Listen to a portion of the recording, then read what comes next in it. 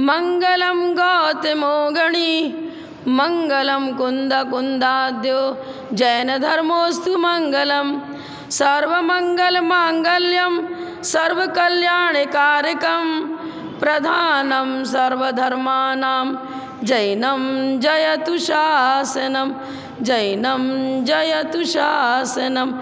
जय बोलो श्री अनंतानंद परम सिद्ध भगवान की 1000 श्री चिंतामणि पार्श्वनाथ भगवान की 1000 श्री शांतिनाथ भगवान की परम पूज्य आचार्य श्री आदिसागर जी महाराज की परम पूज्य आचार्य श्री शांति सागर जी महाराज की परम पूज्य प्रथम कर्णियारिका रत्न श्री 105 विजयमती माता जी की जैन धर्म की जिनवानी माता की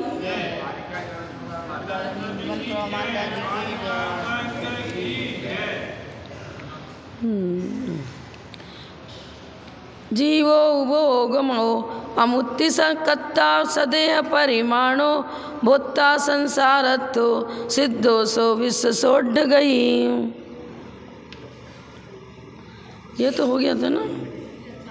अच्छा ये आपको 5 नंबर पढ़ना है ना। मंगलाचरण जीवम जीवम दव्वम जिणवरवसेण जैन निर्दिष्टम देविंद विंद वंदम वंदे तम सर्वदा शिरसा। श्लोक नंबर 5 श्लोक नंबर 5 निकालिए। पुस्तक तो द्रव्य संग्रह उपलब्ध हो जाएगी, ऐसी बात नहीं है, लाते नहीं हो आप। नाणम अट्ठवियप्पम मधुसूद ओहि अनानानि मणपज्जय केवलमवि पच्चक्क परोक्ष भेयम च। ज्ञानोपयोग, ज्ञानोपयोग का मतलब क्या होगा अर्थ इसका? उपयोग के 2 भेद हैं, दर्शनोपयोग और ज्ञानोपयोग। दर्शनोपयोग सामान्य अवलोकन और ज्ञानोपयोग में भेद प्रभेद पूर्वक वस्तु को द्रव्य गुण पर्याय सहित जानना। ज्ञान क्या काम करता है? जानने का काम करता है। अब ज्ञान को 8 प्रकार का बता रहे हैं। नाणम अट्ठवियप्पम, क्यों 8 प्रकार हो गए? जितना कर्मों का भेद होगा उतना ही गुण में भेद हो जाएगा।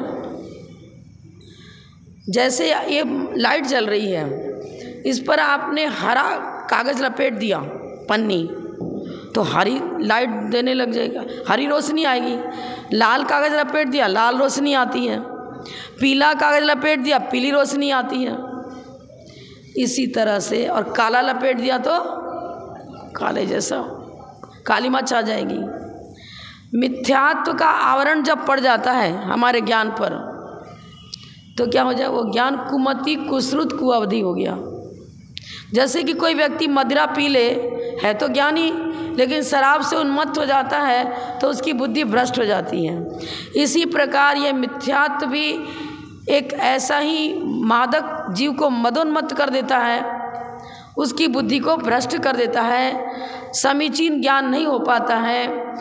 वो उन्मत्त होकर के कई पत्नी को माँ कर देता है, कई माँ को पत्नी कर देता है, बुद्धि काम नहीं करती। तो मिथ्यात्व ही एक ऐसा, मिथ्यात्व में भी दर्शन मोनी का हो चाहे मिथ्यात्व एक ही बात है। प्रवचन सार में दर्शन मोनी की तुलना हालाहल विष से करी है, और चारित्र मोनी की तुलना जैसे कोदो का धान्य है या कोई नशीली ऐसी हल्की फुल्की वस्तु है जो आपने खा ली, तो वो हल्का मादकपन आएगा। चाय पी ली आपने, वो भी तो मादक ही है। कोदो का धान भी हल्का फुल्का मादक होता है। तो चारित्र मोनी तत्कालीन चित्त विक्षेप पैदा करता है, क्षोभ। आपने सरोवर के अंदर एक बड़ा सा कंकड़ फेंक दिया, थोड़े समय के लिए लहरें उठती हैं फिर मिट जाती हैं। इसी प्रकार चारित्र मोहनी तात्कालिक, क्योंकि एक अंतर मुझसे ज़्यादा इसका उदय काल है ही नहीं। चाहे अनंतान मंदी हो, अप्रत्याख्यान, प्रत्याख्यान, संजन, कोई भी कसा है, चारित्र मुनि के भेद हैं। ये चित्त में विक्षोभ पैदा करते हैं, तो उस समय उद्वेग आया फिर तुरंत शांत हो जाता है। लेकिन दर्शन मुनि तो हालाहल विष, आत्मिक गुणों का घात करता है, दीर्घ काल तक भवांतर तक यह जीव मिथ्या से ग्रसित हुआ संसार में जन्म मरण करता रहता है। तो हमारा ज्ञान जब मिथ्यात्व के कारण से दूषित हो जाता है तब यह संसार वृद्धि का कारण बनेगा और बहुत दीर्घ काल तक तीर्थंकरों का जीवन चरित्र पढ़ लो, भगवान महावीर का जीवन चरित्र पढ़ो। जब वो आदिनाथ भगवान के समोस्तरण में थे तब भगवान की दिव्य ध्वनि हुई कि यह जीव तीर्थंकर बनेगा। उनको अहंकार हो गया, 363 पाखंड उनके द्वारा चल गए। दीर्घ का कहाँ आदिनाथ, कहाँ भगवान महावीर, कितने काल तक मिथ्यात्व के कारण से संसार में भ्रमण करते रहे। तो हम ज्ञानार्जन करते हैं तो ज्ञानार्जन के समय में यह ध्यान रखना चाहिए कि हमारा ज्ञान कैसा हो। ज्ञान की पर्याय यदि मिथ्यात्वपूर्वक गुजर रही है तो इससे सुख की प्राप्ति नहीं हो सकती, मिथ्यात्व को उगलना ही पड़ेगा। उदाहरण देते हैं हमारे आचार्य, देखो केला स्वास्थ्य के लिए अच्छा है, वर्धक, स्वास्थ्यवर्धक है, एनर्जी मिलती है। केले का छिलका खाया, केला और छिलके को बीच में ही फेंक दिया, छिलका फिसलन हो गई, छिलके के कारण से किसी व्यक्ति का पैर पड़ा और फिसल के गिर पड़ा। अब केला को हितकारी कहें क्या अहितकारी कहें, क्या कहें?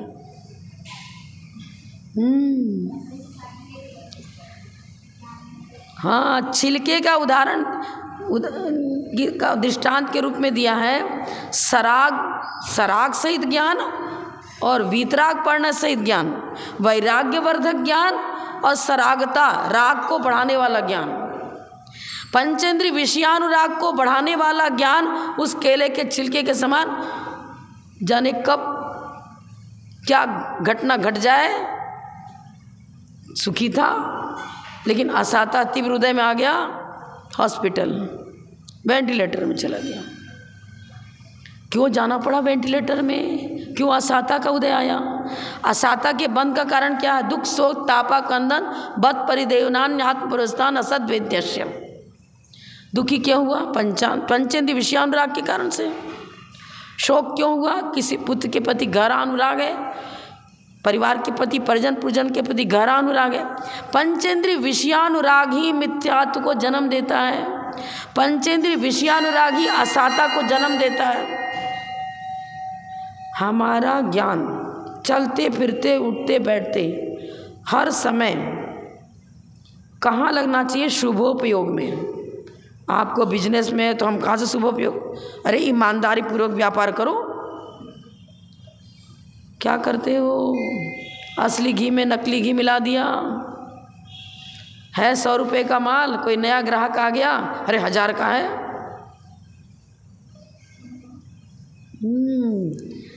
क्या है ना, जो नकली हीरा होता है ना, जो इतना अधिक चमक देगा कि असली हीरा भी उतना चमक ना देवे।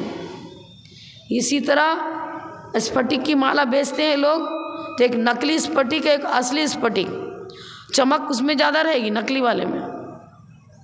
हम भी चमक दमक के पीछे दौड़ते हैं और उधर ही उलझ जाते हैं पंचेंद्रिय विषयों में।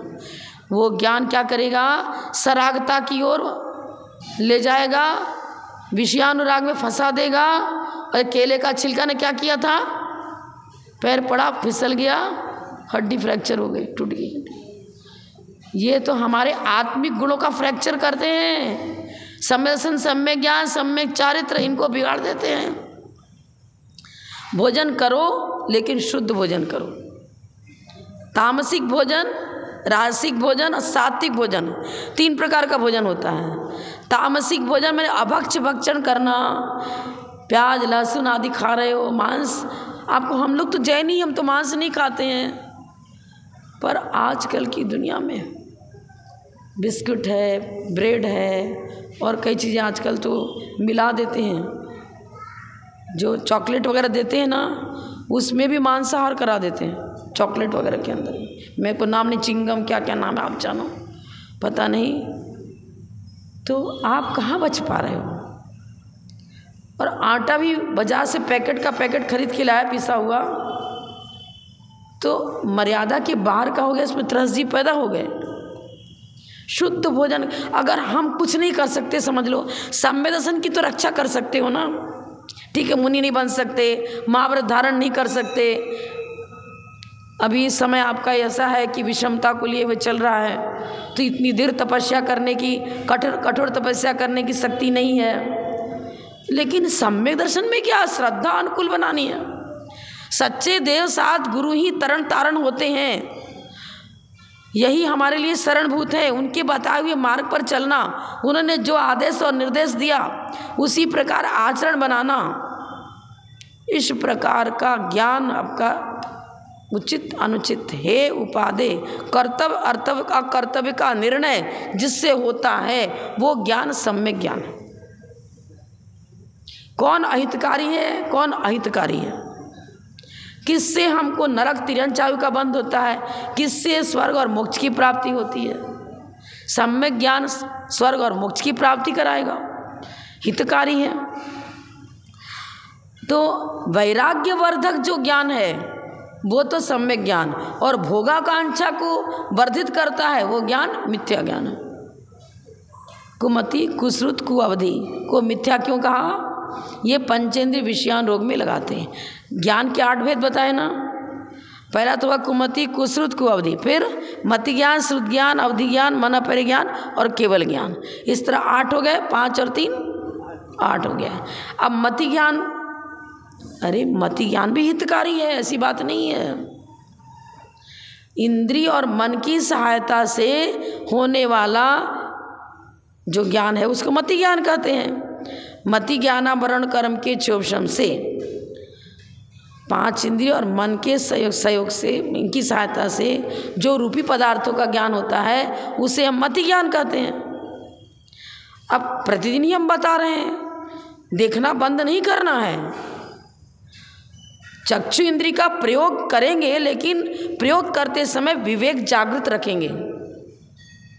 बैठ गए टीवी देखने के लिए, खूब उसमें अश्लील गाने और क्या, कोई ऐसा पिक्चर देख रहे हो, उसमें लगा दिया, कोई कैसेट लगाते, क्या कर रहे, पिक्चर देख रहे हो, जिसने वासनाएं जागृत होती हैं। और देखो कोई भी नाटक हो उसमें खलनायक भी होते हैं और सुनायक भी होते हैं।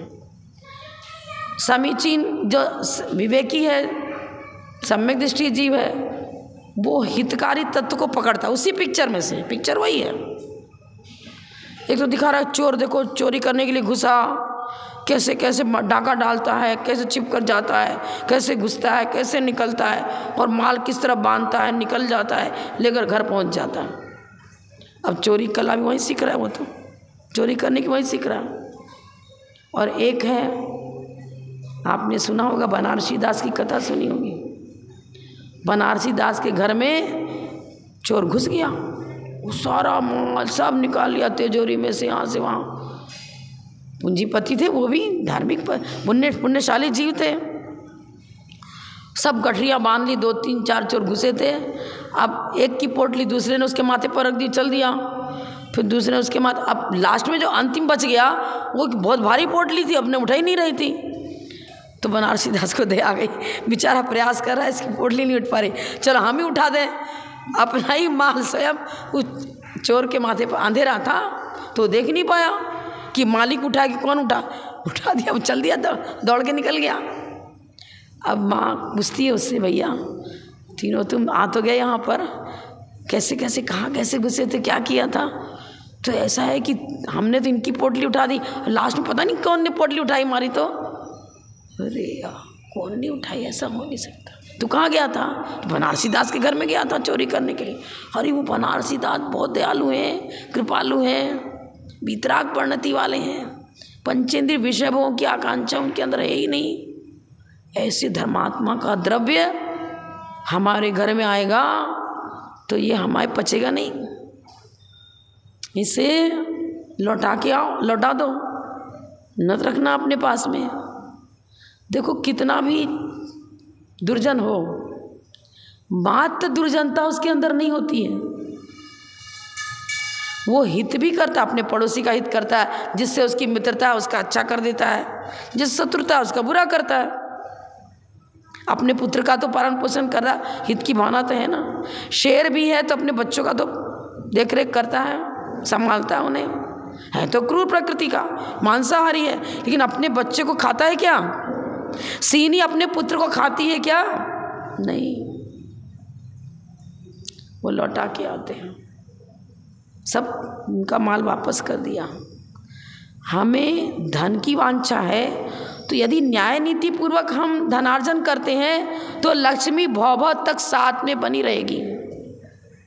और दूसरे को ठग करके यदि धनार्जन करते हैं तो पाप का कब उदय आ जाए और कब इकट्ठा हुआ धन कहाँ चला जाएगा कुछ भी पता नहीं है। अभी हम लोगों ने टोडा रायसिंह में चातुर्मास किया था। वहाँ पर एक सज्जन है, बहुत अच्छे धर्मात्मा व्यक्ति थे, लेकिन कुछ पूर्वकृत पाप का उदय आया, ऐसा रोग हो गया कि जितनी पूंजी थी धन की, प्रतिदिन 1 लाख, कहीं 50,000 प्रतिदिन डॉक्टर को देना पड़ रहा है। 4 महीने तक वही हॉस्पिटल में रहे और सारा धन खींच लिया डॉक्टर ने। और वो तो क्या करते, कृत्रिम श्वास देते रहते हैं, डेड बॉडी को भी रखे रहते हैं। और जब देखा कि अब धन पूरा इनका खिंच चुका है तो लाकर शव दे दिया, डेड बॉडी सब खत्म। अरे यदि असाध्य रोग है, यदि कुछ ऐसा है कि उसका ट्रीटमेंट है ही नहीं, ठीक है हॉस्पिटल ले जाओ करो, लेकिन वहाँ पर कुछ जागृत रखो भी, इसकी भवावली तो सुधारनी। नवकार मन सुनाओ, समाधि सिद्ध करा, बचना तो है ही नहीं। धन भी गया और व्यक्ति भी गया, दोनों गया। ज़्यादा मोह ममता नहीं रखना, परिवार के प्रति, परिजन के प्रति कर्तव्य का पालन करो, मोह मत करो, उनकी भवावली सुधारो। यह है सम्य ज्ञान। मति ज्ञान से भी तो है उपाधि, श्रुतम मति पूर्वम, मति ज्ञान पूर्वक शुद्ध ज्ञान होता है। और तत्व ज्ञान तो केवल ज्ञान से भी ज़्यादा उपकारी है। आपको मतलब ऐसे कैसे करो, बताना। बीज वृक्ष रूप परिणमन किया कि फल से फल आया, फल से फल की प्राप्ति होती है क्या? आपने फ्रिज में एक फल रख दिया, एक आम रखा और 15 आम हो जाएगा क्या? अपने आप हो जाएगा क्या? नहीं होगा। किसान क्या करता है, उसके अंदर गुठली निकालता है आम की, मिट्टी में डालता है, बोता है, बीज से वृक्ष हुआ, फिर वृक्ष में फल लगते हैं। तो हमारे जीवन में केवल ज्ञान की उत्पत्ति मुझे चाहिए, तो केवल ज्ञान से केवल ज्ञान कारण कार्य भाव नहीं बनेगा, वो तो कार्य ही है। केवल ज्ञान तो कार्य है। किसका कार्य है? श्रुत ज्ञान का कार्य है। जितने केवली बने, जितने तीर्थंकर बने, समय सार में क्या लिख रहे हैं? भेद विज्ञानता सिद्धा, सिद्धा के एकिल केचना, असह्य अभावता, इसी के अभाव से संसार है। तो सिद्ध अवस्था की प्राप्ति अर्थात केवल ज्ञान की प्राप्ति के लिए श्रुत ज्ञान परमोपकारी है। स्वाध्यायशील बनो, नियम लो कि हम प्रतिदिन कुछ स्वाध्याय करेंगे। स्वाध्याय करने के लिए, अरे हम प्रवचन सुनते तो हैं, हमारा तो चलता रहता है टीवी, और उसमें कभी प्रमाण सागर जी का सुनते हैं, कभी सुधा सागर जी का सुनते हैं, कभी किसी का सुनते हैं। लेकिन आप ये बताओ, मकान बनाना है आपको तो पूरा शिलान्यास करना पड़ेगा, पहले नींव खोदनी पड़ेगी। बीच बीच का विषय जान लिया, किताब खोला, अब किताब में तो 100 पृष्ठ का पुस्तक था, 50 नंबर का निकाल के पढ़ लिया, 40 नंबर का पढ़ लिया, 30 नंबर का पढ़ लिया। पहली कक्षा तो पास करी नहीं और 11वीं कक्षा में जाकर एडमिट हो गए, क्या होगा? अधजल गगरी छलकत जाए, कहाँ भरी गगरिया चुपके जाए, कहाँ थे ना। प्रारंभिक अध्ययन तो पुस्तक लेकर के आद्योपान पढ़ो।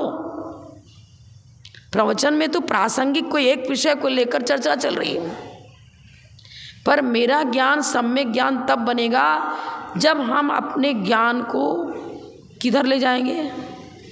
जिनेंद्र भगवान की वाणी पर अनुराग। सभी गुरुदेव जिनेंद्र भगवान की वाणी ही सुनाते हैं, लेकिन अब हम आपसे पूछते हैं कि ये सुधा सागर महाराज जी जो क्लास परीक्षाएं दिलवाते हैं, सिलेबस दे दिया आपको, इतने से यहाँ तक पढ़ना है, इससे आना है, क्यों प्रवचन से काम चल सकता था? क्यों पाठशालाएं चल रही हैं? क्यों आलाप पत्ती तक की परीक्षा हो रही है? परीक्षा मुख, आलाप पत्ती आदि कठिन कठिन ग्रंथ भी इनकी परीक्षा चल रही, क्यों? पहले पाठशाला, उसके बाद प्रवचन। पहले पाठशाला से प्रारंभिक भूमिका प्राप्त करो। ABCD सीखा ही नहीं और एक पेपर इंग्लिश का कुछ इंग्लिश भाषा में लिखा हुआ है वो आपको विषय दे दिया, पढ़ो, और ABC कहाँ से पढ़ लोगे भाई? कहाँ से पढ़ लोगे? पढ़ लोगे क्या? नहीं पढ़ पाओगे। कल हमने इतना ही पूछा था, जैन धर्म किसे कहते हैं? क्या बता पाए क्या? अभी बता दोगे क्या? कौन बताएगा? चलो, बताया था ना जैन धर्म किसे कहते हैं। पूरे 15-20 मिनट तक एक ही श्लोक की अर्थ की व्याख्या करी थी मैंने। हमारी बात दोहराएगा कौन? दोहराएगा जो मैंने बताया था जैन धर्म किसे कहते हैं। उठो ना, तो आप ही उठ जाओ। बता मत आप।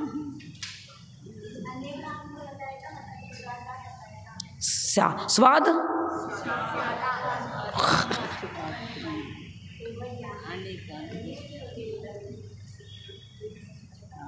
तीन विशेषण थे जैन धर्म के जो अन्य धर्मों से जैन धर्म को अलग करता। हाँ बोलो।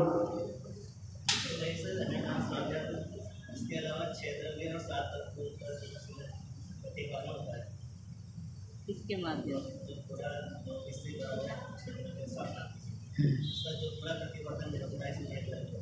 3 पॉइंट पूरा नहीं बता पा रहे हो। ये तो एक ही पॉइंट को इनलार्ज किया आपने, श्यादवाद, अनेकांत। अनेकांत फिर हम बार बार बता, हम जैन धर्म को नहीं जानते, जैनी होकर के, तो फिर क्या मतलब रहा? प्रवचन तो डेली सुन रहे हो आप। यही तो बोले पहले शिलान्यास तो करो, तब मकान की ईंटें लगेंगी, बाद में बिल्डिंग बाद में बनेगी। श्यादवादो वर्ते यस्मिन् पक्षपातो न विद्यते नासी परपीडनम यस्मिन् जैन धर्म स उच्यते।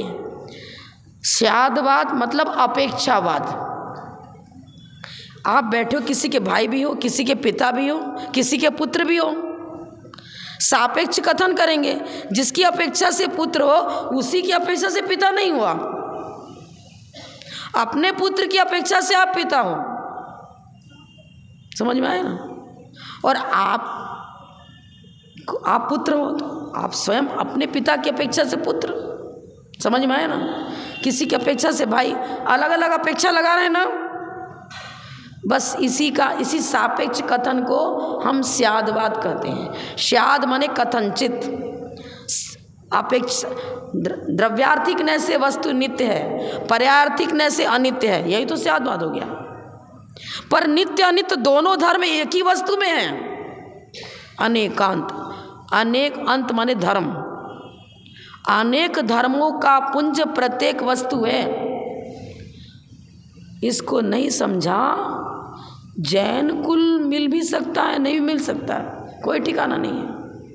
क्योंकि लगाव जिससे गहरा रहेगा अगला जन्म वही होता है।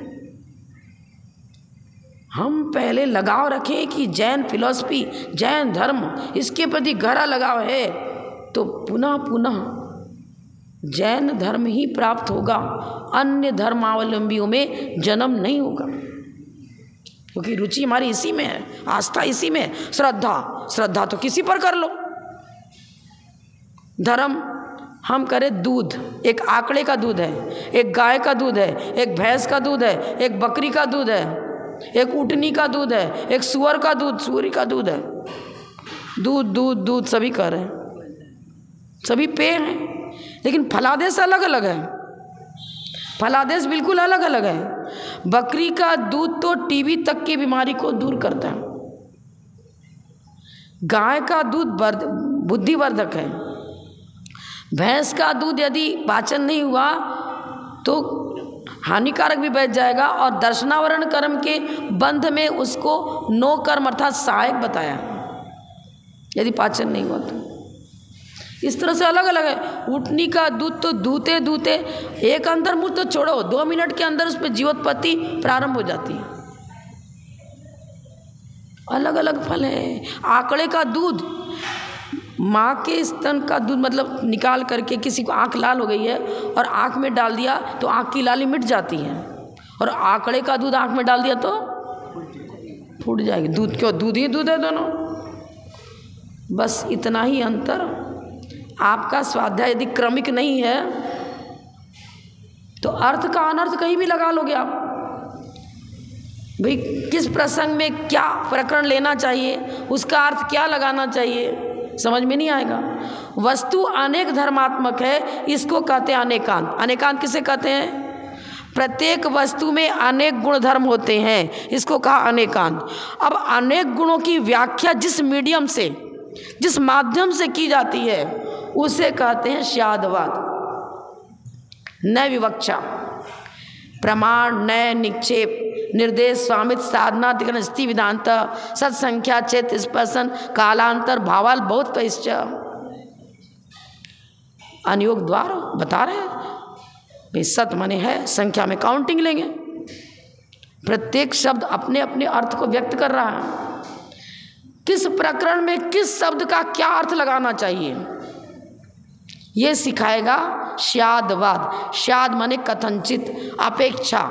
आप पुत्री भी हो, माँ भी हो, बहन भी हो, किसी की भांजी भी हो, किसी की चाची हो, किसी की दादी हो, सारे धर्म व्यवहार की भूमिका में बता रही हूँ। और निश्चय से तो आप खूब 10 लक्षण धर्म में खूब पढ़ा आपने, आत्मा का गुण धर्म, उत्तम, क्षमा, मार्दव, हर्जव, सब चारित्र गुण की पर्याय हैं। सम्यक दर्शन में 6 उपसम समय दर्शन, छायिक समय दर्शन, उपसम समय दर्शन, और वैभाविक परिणमन हो गया पूरा तो मिथ्या तो हो गया। सम्यक दर्शन का ही वैभाविक परिणमन हो गया मिथ्यात्व विभाव। अपने गुण धर्मों को समझने का प्रयास करें। सुबह से शाम तक मेरे द्वारा क्या क्या अपराध हुआ व्यक्त मत करो, चिंतन तो करो कि हाँ आज हमने यहाँ पर इतनी बेईमानी कर ली थी, ये 2 नंबर का ऐसा पैसा कमाया, हे भगवान मेरी ऐसी बुद्धि आगे ना होवे।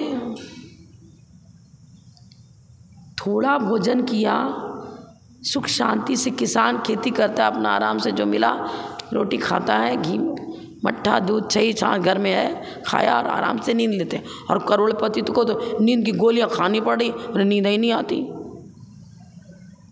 बिजनेस इतना बड़ा हुआ, टेंशन, इसको इतना उधारा दे दिया था, वो चुका नहीं रहा, इसको इतना पैसा दे दिया, दे नहीं रहा, ये नहीं करा, वो नहीं, तमाम टेंशन, किडनी तक खराब हो जाती है, हार्ट अटैक हो जाता है, क्या क्या हो जाता है। बहुवारंग परिणतम नारकस्यायुष। परिग्रह प्रमाण करो। परिग्रह यदि परिमित है तो फिर तृष्णा आगे, उसके आगे नहीं जाएगी, उसमें ही एक दायरे के अंदर सीमित रहेगी हमारी इच्छाएं। इच्छाओं को प्रतिदिन सीमित करते जाओ। भोजन करने बैठो, ये आज मेरे को लिमिटेड करना, 5 अन्न से ज़्यादा नहीं लेंगे, 5 हरी से ज़्यादा नहीं लेंगे। कुछ ना कुछ तो संकल्प करो, इच्छाओं का निरोध करो। कहते हैं कि श्रावक को तो क्या दिन भर, कोई नहीं दिन भर खाता है। आप सब दिन भर खाते रहते हो क्या? कहने में आ जाता है अरे श्रावक को क्या होता, दिन भर खाते हैं, दिन भर पीते हैं।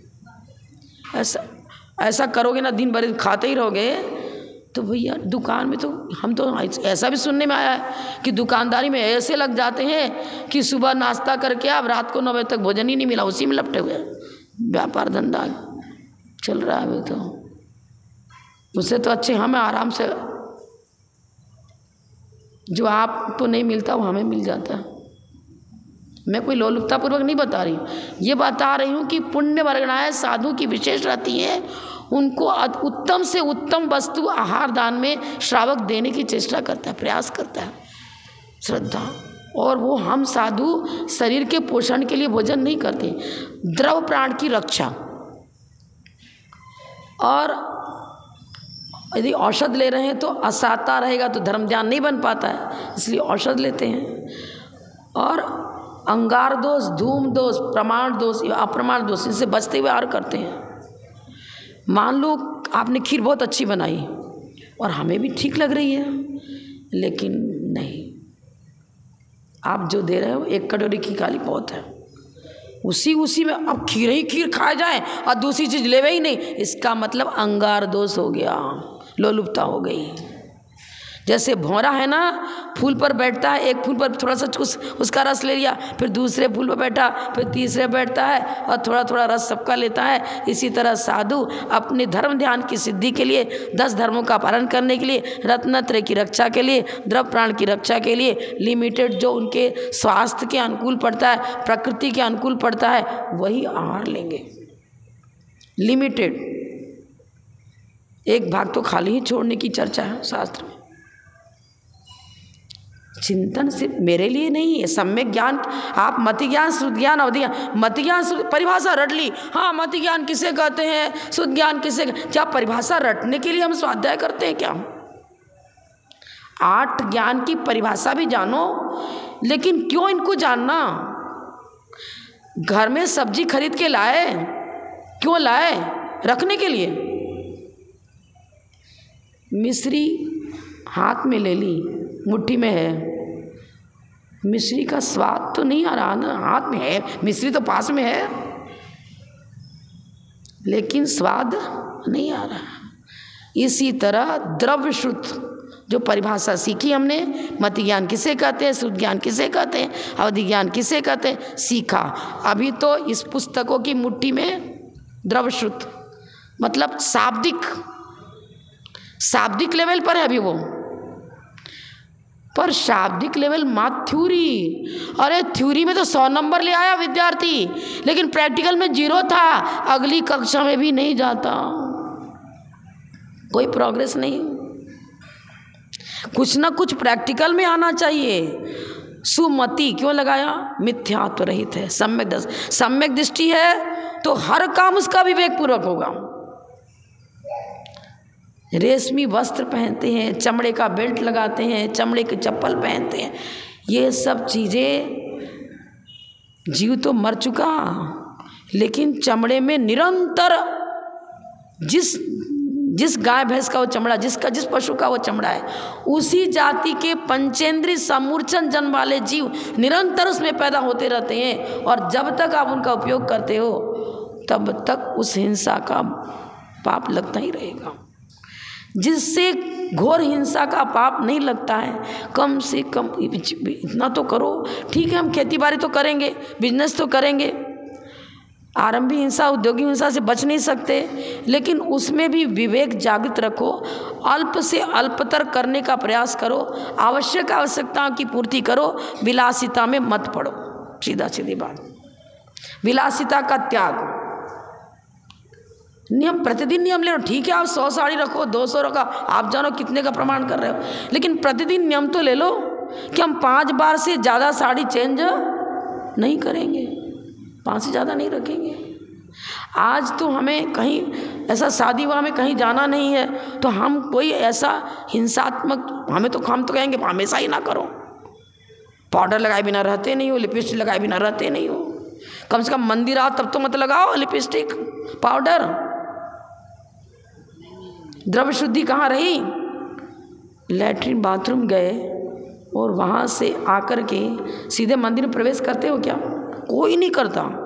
अब हम आपसे पूछना चाहते हैं, कुछ पाउडर में जो अशुद्ध द्रव्य मिला हुआ है, क्या मिला, हम तो पूरा कैम नहीं बता सकते क्योंकि हम तो साधु हैं, मुझे पता नहीं, लेकिन इतना सुना है कि वो बहुत अशुद्ध रहता है, यहाँ तक हिंसात्मक पद्धति से तैयार होता है। अब शरीर का शुद्धि कहाँ रही? नहीं रही ना। पूजन करोगे तो द्रव्य शुद्धि के बिना किया हुआ पूजन पाप बंध का कारण बनेगा। आप घर में स्वाध्याय करते हो, लेकिन लघु शंका को जाते हो, पानी लेकर जाओ, नहीं तो आप पुस्तक को छुओगे तो द्रव्य शुद्धि के, शरीर शुद्धि के बिना ये जिनवानी को छू लिया आपने, अरे भगवान, बहुत भयंकर पाप का बंध होता है। जैसे मंदिर में कोई मल मूत्र कर दे तो उसको पाप का बंध होता है, ठीक उसी प्रकार यदि शरीर की पूरी ढंग से शुद्धि आपने नहीं करी है और आपने पुस्तक ले लिया, माला ले ली, कुछ भी जाप करने लग गए, क्या हो गया? जिनवानी 9 देवता में आता नहीं क्या? जिन धर्म जिन आगम आता है ना 9 देवता में। फिर शरीर की शुद्धि रखनी चाहिए। भले आप स्नान मत करो, लेकिन लघु शंका दीर्घ शंका को जाते हो तो योग्य शुद्धि करनी ही चाहिए, प्रतिदिन करनी चाहिए। और अनेक प्रकार के रोगों से बचाव होता है इससे। ये मैं खाली आपको सही पूछो, द्रव्य संग्रह पढ़ा रही हूँ। मति ज्ञान श्रुत ज्ञान की परिभाषा तो पुस्तक में लिखी है, पढ़े ही नहीं रोसी। लेकिन हमारा मति ज्ञान श्रुत ज्ञान हमको पाप से बचाना चाहिए, जिनसे पाप का बंध होता है। यदि हम उस प्रकार से अपने ज्ञान का प्रयोग करते हैं तो हमारा ज्ञानोपयोग मोक्ष का कारण बनेगा। यही मति ज्ञान श्रुत ज्ञान संवर और निजरा का कारण बनेगा, नहीं तो कुछ नहीं होगा। एक फिलॉसफर दार्शनिक था, वो प्राकृतिक दृश्य को देखता हुआ वन प्रांत में निकल गया। देखा कि अरे बहुत सुंदर सरोवर है, इसमें अच्छे अच्छे कमल खिले हुए हैं। वो सोचता है ये कमल बड़ा प्रफुल्लित है, लेकिन निर्जन वन, आनंद का कुछ कारण तो दिखता ही नहीं है। वो पूछता है जलज नीरज, तुम बड़े प्रसन्न दिख रहे हो, लेकिन तुम्हारी प्रसन्नता का कारण क्या है? यहाँ आमोद प्रमोद का साधन कुछ नज़र आता नहीं तुम्हारे लिए, और कोई व्यक्ति भी नहीं। सूना वन पड़ा हुआ है, निर्जन वन है, तो कैसे तुम सुखी हो? तुम्हारे सुख का कारण कुछ व्यक्त करो, आप क्यों सुख कैसे? तो कहता है आवाज़ आकाशवाणी होती है, वो तो हर जगह क्षेत्रों में देवी देवताओं का भी निवास रहता है। आकाशवाणी होती है। हम वो कमल के माध्यम से प्रश्न के अनुसार उत्तर आ रहा है। कीचड़ में उत्पन्न होकर के भी कमल कीचड़ से अलग रहता है, और कीचड़ कीचड़ है, कीचड़ कमल नहीं, कमल कीचड़ नहीं, कीचड़ कमल नहीं। उत्पन्न तो कीचड़ में हुआ, लेकिन उसका स्पर्श नहीं करता है। इसी तरह पाप में संसार रूपी कीच में रहते हुए भी जो ज्ञानी सुमति सुश्रुत मति ज्ञान, जो सम्यक दृष्टि जीव है, वो इस संसार रूपी कीच में रहता हो। अभी जैसे कीचड़ में कमल पृथक रहता है, उसी प्रकार गृहस्थी में रहते हुए व्यापार धंधा भी करता है, घरेलू काम भी करता है, सब कुछ करता है, खेती बाड़ी भी करता है, लेकिन उससे लिप्त नहीं होता है। भिन्न उपयोग को अलग रखता है। मेरा ये कुछ भी नहीं है। मुनीम सब दिन भर नोट गिनता है, लेकिन उससे पृथक स्वामित्व बुद्धि उस पर नहीं रखता। इसी प्रकार परिवार के प्रति सम्यक दृष्टि जीव कर्तव्य का पालन करता है, पुत्र के प्रति करता है, समाज के प्रति करता है, लेकिन किसी के प्रति मोह बुद्धि नहीं रखता, कीचड़ में लिपटता नहीं है। ये होना चाहिए। कुछ तो अभ्यास करो। टाइम ज़्यादा हो गया तो मति ज्ञान और श्रुत ज्ञान। श्रुत ज्ञान माने तत्व ज्ञान, जो वैराग्य को जन्म देता है, जो संवर और निजरा का कारण बनता है, उसको हम सुमति और सुश्रुत। आपने परिभाषा तो पुस्तक से रट ली, मालूम है, लेकिन जो ज्ञान संवर और निजरा का कारण बनता है उसी को हम सुमति कहेंगे और सुश्रुत कहेंगे। सापेक्ष कुछ तो करेगा, कम से कम अनंतानबंदी कसाय से हमारा और मिथ्यात से हमारा बचाव रखेगा, तब तो वो सुमति बने। तो कुमति को श्रुत कहलाएगा, मिथ्यात सहित है तो कीचड़ में लिपट गया। आम से हम पूछना, कई बार पूछा था मैंने, जब भगवान विहार करते हैं तो उनके चरण के नीचे कमल की रचनाएं क्यों होती है? पुष्प तो अनेक हैं, गुलाब है, जूही है, चमेली है, एक से एक सुंदर पुष्प हैं, वो उन पुष्पों की रचना क्यों नहीं होती? जल में प्रकट हुआ कमल जो जल से भिन्न है, तो कर्म पंख में पड़ा यह जीव भिन्न है। इस सत्य की उद्घोषणा यह पुष्प कर रहा, गुरुचरण के स्पर्श से वह काम हर रहा। पूजा की पंक्ति मैं सुना रही हूँ केवल उदाहरण के रूप में। कमल भेद विज्ञान को तत्व उपदेश दे रहा है, धर्मोपदेश दे रहा है। वो कमल, कोई भी कमल किसी भी सरोवर में उड़ा, वो कीचड़ में ही पैदा होता है, लेकिन उससे पृथक रहता है। भेद विज्ञान का प्रतीक कमल है। अन्य पुष्प वेद विज्ञान के प्रतीक नहीं है। कमल की पाखुड़ी पर जल ओस गिरा, लेकिन वो पाखुड़ी जो है ना उस जल को सोखती नहीं है, ढलक जाता है। वो मोती की तरह चमकता है और गिर जाता, ढलक जाता, सोखता नहीं है, उसको आत्मसात नहीं करता। इसी तरह पंचेंद्रिय विषयों के बीच रहते हुए भी वो भोगों में सम्यक दृष्टि जीव लिप्त नहीं होता, उसमें और अपने दोनों में एकता नहीं लाता। मैं भिन्न हूँ इससे, इसके बीच में रहते हुए भी ये मेरा नहीं, मैं इस रूप नहीं, ऐसा चिंतन करता है। तब ये आपका ज्ञान प्रैक्टिकल में मति ज्ञान बनेगा और श्रुत ज्ञान बनेगा। परिभाषा रटते रहो, परीक्षा में पास कर जाओ, लेकिन परीक्षा में पास कर गए, लेकिन मोक्ष मार्ग में उस परीक्षा में उत्तीर्ण हो जो कर्म रस से अलग होने का प्रयास करो, तब तो वो सही परीक्षा बनेगी जो सिद्ध अवस्था को प्राप्त करा दे। तब 100 में 100 नंबर माना जाएगा, नहीं माना जाएगा।